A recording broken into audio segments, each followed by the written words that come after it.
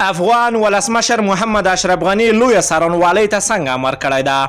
د سلام په وړاندې کولو سره یو ځل بیا درته یو نوي ویډیو ته ښه راغلاست وایم. افغان ولسمشر محمد اشرف غني لویه څارنوالۍ ته ویلي چې پر فساد ککړ کسان دې ور وپېژني او عدلي او قضایي ارګانونو کې د تر څارنې لاندې ونیسي. نوموړي دا خبرې د قانون د حاکمیت او حکومتوالي عالي شورا غونډه کې کړې دي. یاده ناسته کې پرون د ولسمشر غني په مشري په ار کې جوړه شوې وه. ارګ وایي په دې غونډه کې د مالي وزارت په عوایدو او ګمرکونو کې همداراز په ملي تدارکاتو کې د اداري فساد د آسیب پذیري د ارزونې په اړه د میک کمیټې پر وړاندې او موندنو بحث او خبرې وشوې. ښاغلی غني د میک کمیټې د راپور هرکلی کړی ده او د مفسدینو د نیولو غوښتنه یې کړې ده.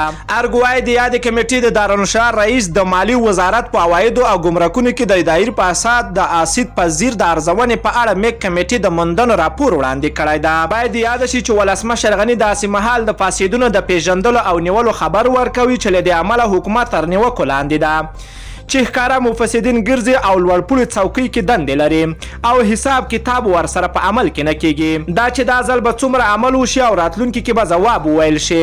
له ټولو دوستانو نه مننه کوم چې ویډیو مو راسره تر پایه ولیدله. که چېرته تاسو هم خواږه نظرونه لرئ نو حتما یې راسره په کمنټ کې ولیکئ.